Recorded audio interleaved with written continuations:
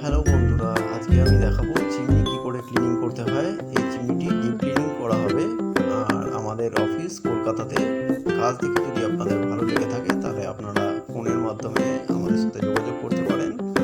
আমরা শুধু কলকাতাতেই কাজ করে থাকি। আর ভিডিওটি দেখে যদি পছন্দ হয় প্লিজ একটি লাইক দেবেন এবং সাবস্ক্রাইব করে আমাদের সঙ্গে থাকবেন।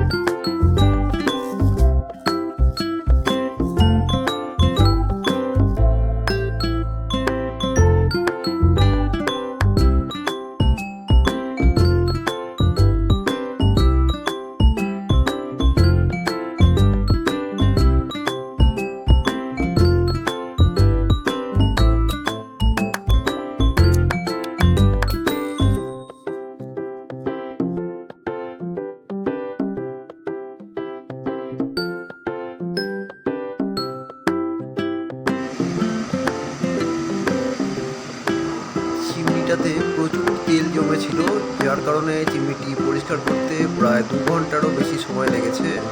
আপনাদের যদি কাজটি ভালো